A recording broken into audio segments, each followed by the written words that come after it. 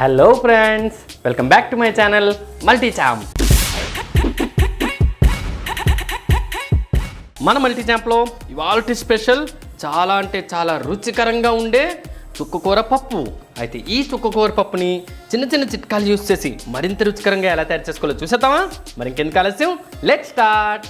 ఇప్పుడు ఇందులో మనం ఒక కప్పుతో పప్పు వేసుకున్నాం కదా, ఆ కప్పుతో 2.5 కప్స్ వరకు వాటర్ పోసుకున్నాం.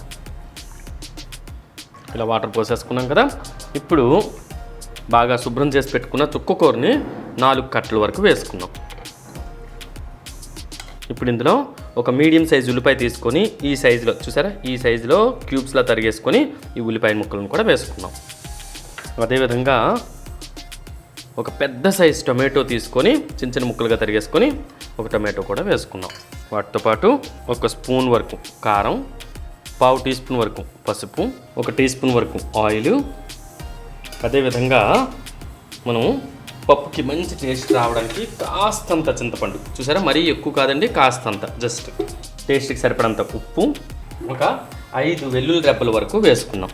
ఓకే, 5 వెల్లుల్లి రెబ్బల వరకు వేసుకున్న తర్వాత మూత పెట్టేసుకొని వీటన్నిటిని 5 విజిల్స్ వరకు రానిద్దాం. 5 విజిల్స్ వరకు వచ్చాయి కదా ఫ్రెండ్స్. ఇప్పుడైతే మనం స్టవ్ ఫ్లేమ్ని ఆఫ్ చేసుకొని ప్రెషర్ కుక్కర్ని కంప్లీట్గా చల్లారనిద్దాం. ప్రెషర్ కుక్కర్ మొత్తం చల్లారింది కదా, ఇప్పుడు ఒకసారి మూత తీసి చూద్దాం. చూసారు కదా, పప్పు అంతా చక్కగా ఉడికింది చూడండి. ఇప్పుడు గరిటతో జస్ట్ ఈ విధంగా, మరీ ఎక్కువ వద్దు ఫ్రెండ్స్, ఈ విధంగా లైట్గా మెదిపేసుకోండి. ఇలా బద్దలుగా ఉంటే పప్పు అండి తినడానికి అనుకుని చాలా అంటే చాలా బాగుంటుంది. కాబట్టి జస్ట్ ఈ విధంగా వేసుకోండి, అంతేనండి, చాలు, మరి అక్కర్లేదు. ఇప్పుడు మనం దీనికి పోపు వేసుకుందాం. ఇప్పుడు పోపు కోసం పోపుల గిన్నెలో 1 టేబుల్ స్పూన్నర అంటే 1.5 టేబుల్ స్పూన్ ఆయిల్ వేసుకొని ఆయిల్ని కాస్త వేడెక్కనిద్దాం. ఆయిల్ కాస్త వేడెక్కిన తర్వాత ఇందులోనే 1/2 టీ స్పూన్ ఆవాలు, అదేవిధంగా 1/2 టీ స్పూన్ వరకు జీలకర్ర వేసుకొని ఇవి చిటపట్లు ఆడేంత లోపలే ఇందులోనే 1/2 టీ స్పూన్ వరకు పచ్చిశనగపప్పు కూడా వేసేసుకుందాం. వేసేసుకున్న తర్వాత వీటిని కాస్త చిటపట్లాడనిద్దాం. చూసారు కదా, ఆవాలు జీలకర్ర చిటపట్లాడాయి కదా. ఇప్పుడు ఇందులో 4 కచ్చాపచ్చాగా దంచుకున్న వెల్లుల్లి రెబ్బలు, అదేవిధంగా 2 చీలిన ఎండుమిర్చి, వాటితో పాటు కాస్తంత కరివేపాకు అండ్ పప్పుకి మంచి ఫ్లేవర్ రావడానికి కాస్తంత ఇంగువ. ఒకవేళ ఇంగువ ఫ్లేవర్ ఇష్టం లేదు అంటే కనుక మీరు స్కిప్ చేసుకోవచ్చు. ఓకే, ఈ విధంగా వేసేసుకున్న తర్వాత వీటన్నింటినీ ఒకసారి కడిగి పెట్టేసుకొని స్టవ్ ఫ్లేమ్ని ఆఫ్ చేసేసుకుందాం. అంతేనండి, మన పోపు రెడీ అయిపోయింది కదా. దీన్ని ఇప్పుడు మనం పప్పులోకి కలిపేసుకుందాం.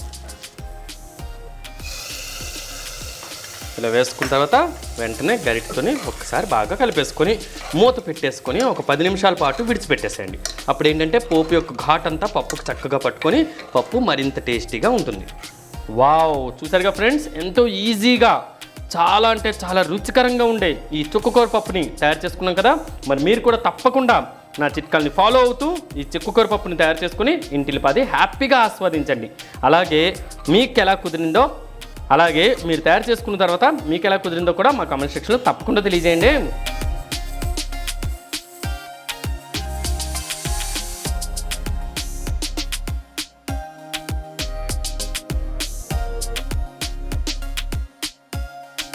మీకు ఎలా కుదిరిందో కూడా మా కామెంట్ సెక్షన్లో తప్పకుండా తెలియజేయండి.